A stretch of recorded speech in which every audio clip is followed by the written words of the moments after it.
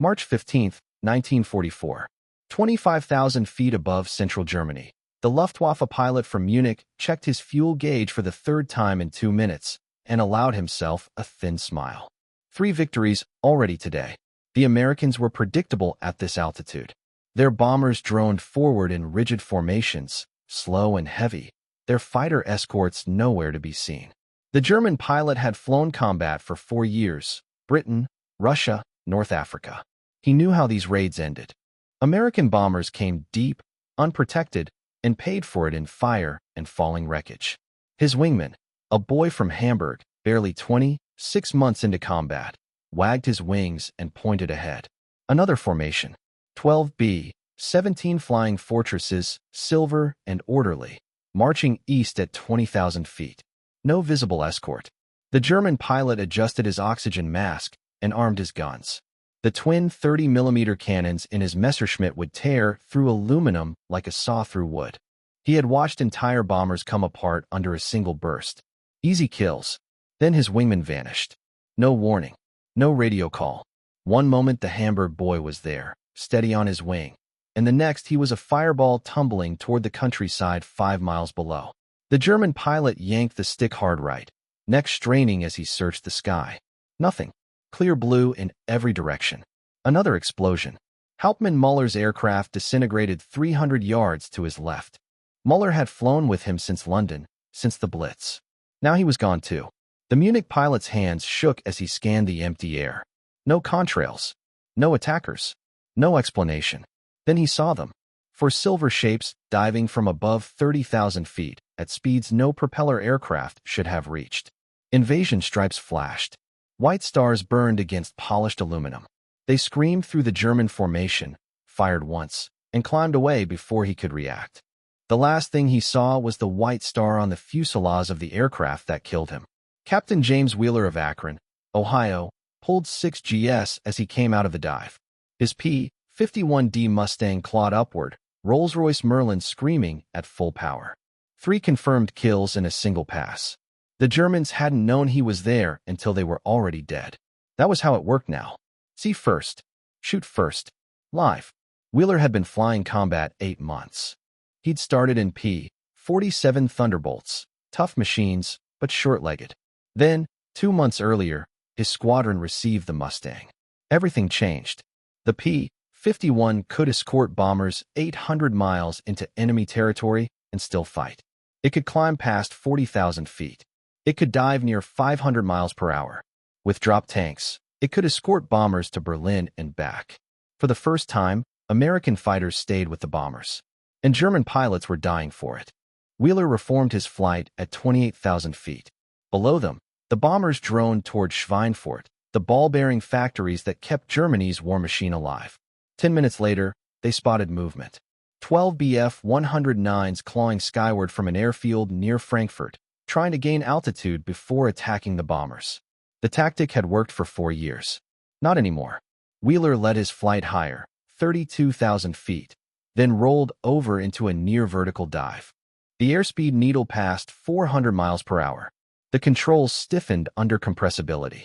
Wheeler muscled the stick, picked out a climbing 109, and fired at 300 yards. 6 machine guns converged. The German fighter split in half. The pilot never escaped.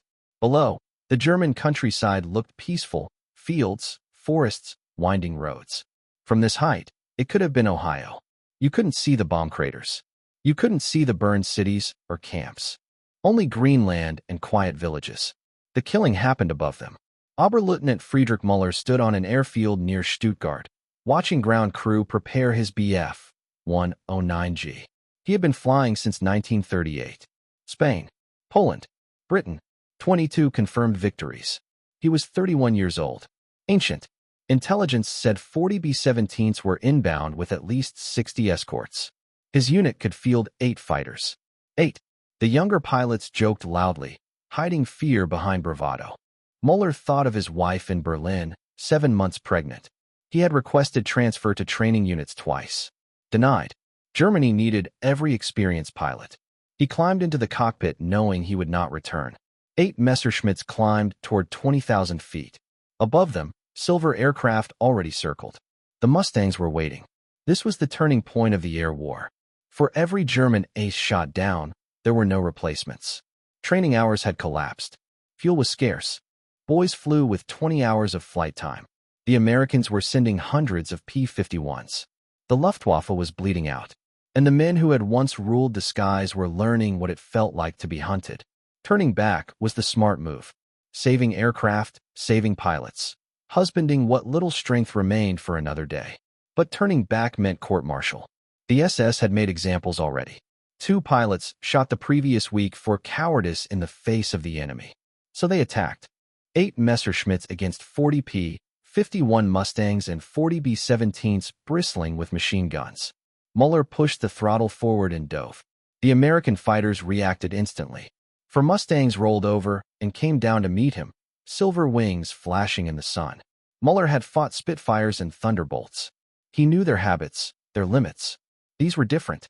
They were faster than they should have been. They climbed like physics had been rewritten. Their pilots flew with a confidence born of absolute advantage. Muller's wingman died first. The boy tried to turn with a Mustang, forgetting that at this altitude the American fighter could outturn the 109. His aircraft stalled, hung motionless for a heartbeat, and 4 Mustangs tore it apart. The Bavarian boy never reached 19. Muller forced his way through the fighter screen by luck and skill combined. He lined up on a B-17 lagging behind the formation and fired. 30mm shells slammed into the bomber's wing. The fortress shuddered, trailing smoke as it dropped away. One victory. One meaningless victory. The Mustangs found him seconds later. He saw the tracers first, bright white lines reaching impossibly fast. Then the impacts. His engine screamed. The cockpit filled with smoke. The canopy jammed, warped by bullet strikes. He was trapped in a burning aircraft at 18,000 feet. The American pilot who killed him was 22 years old, from Detroit, for months into combat.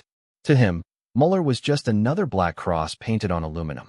He never knew he had killed one of the Luftwaffe's last effective instructors. Not that it mattered. There would be no next generation. By April 1944, the P-51D Mustang owned the sky. German pilots who had once laughed at American aircraft now scanned the heavens constantly, knowing death could arrive from any direction. The Mustang could appear anywhere, high, low, ahead, behind, and chase you all the way home. Major, punchy, Powell led 16 Mustangs over southern Germany on April 8th. Their mission was simple: destroy the Luftwaffe. Not just shoot down fighters. Destroy airfields, fuel dumps, aircraft on the ground. Kill pilots before they could take off. Total war in the air. They found an airfield near Augsburg. 30 German fighters parked neatly in rows. No flak. No warning. Powell dove from 10,000 feet at 400 miles per hour. The Germans scattered. Pilots ran. Ground crews dove for cover. Powell's 6 machine guns stitched across parked aircraft, turning precision engineering into burning wreckage. 5 fighters died in one pass. Hundreds of hours of work erased in 15 seconds. Behind him, the squadron finished the job. One German pilot reached his aircraft, started the engine, began to taxi. Peterson, the schoolteacher from Kansas, caught him before he reached the runway. The Messerschmitt cartwheeled across the field, pilot burning inside. This was air superiority. Not duels. Not heroics. Erasure. The Germans adapted because they had no choice. They dispersed aircraft under trees, hid them beneath camouflage nets, attacked head-on, where bomber guns were weakest. They introduced new weapons. The Me-262 jet fighter, faster than anything with a propeller. Lieutenant Colonel John Meyer saw his first jet on April 19th. It flashed past at impossible speed. No propeller. Engines under the wings. At least 100 miles per hour faster than his Mustang. The jet made one pass, destroyed a B-17, and vanished. The future had arrived. But the future had problems. The jets were few. Their engines were fragile. Fuel was scarce. They were slow and vulnerable during takeoff and landing. Meyer learned to hunt jets the only way possible, by waiting near their bases. When the Me-262s returned low on fuel, slow and exposed, the Mustangs pounced. It wasn't glorious. It worked. The air war became attrition. Germany had brilliant pilots and revolutionary machines. America had factories. By November 1944, The Luftwaffe was losing 5 aircraft for every Allied loss. 15-year-olds flew combat missions with 20 hours of training. Some didn't know how to retract their landing gear. They were dead before they took off. Chuck Yeager, still unknown outside his unit, found himself alone over Germany on October 12 after weather scattered his squadron. 2 Messerschmitts climbed toward bombers ahead, unaware. Yeager dropped on them from below and behind. The first disintegrated. The second tried to escape. The Mustang followed. The German pilot tried every maneuver he knew. It wasn't enough. At the top of a vertical climb, hanging helplessly, Yeager fired. The Messerschmitt stalled backward and smashed into a hillside. Then Yeager found a training formation. 6 aircraft. Student pilots. Flying like it was peacetime. He attacked. 5 kills and 1 mission. By December, the Luftwaffe was finished. They still flew. They still died. The sky no longer belonged to them. The flight leader waggled his wings and turned away. He was running. Court-martial or not, he would not lead 3 boys to certain death. But Mulders kept climbing. Hamburg burned in his memory. His family was gone. His city erased. There was nothing left to save, nothing left to fear. He attacked alone. 1 Messerschmitt against the 8th Air Force. Luck carried him through the fighter screen. For a brief moment, impossibly, he lined up on AB-17. He fired until his cannons were empty, saw hits along the bomber's engine, watched it trail smoke and fall away. Then the Mustangs found him. The first pass ripped half his wing away. The second destroyed his engine. Mulders bailed out at 8,000 feet, parachute snapping open just as his aircraft exploded below him. An American fighter circled twice. Mulders waited for the gunfire that sometimes came from men in silk. It never came. The Mustang waggled its wings and flew away. Courtesy. Or pity. Mulders never knew which. He was captured 3 days later. The war was over for him. 6 weeks of combat, longer than most Luftwaffe pilots survived in 1945. The P-51D Mustang dominated until the end. German pilots who had once mocked American aircraft learned to fear the sound of Merlin engines.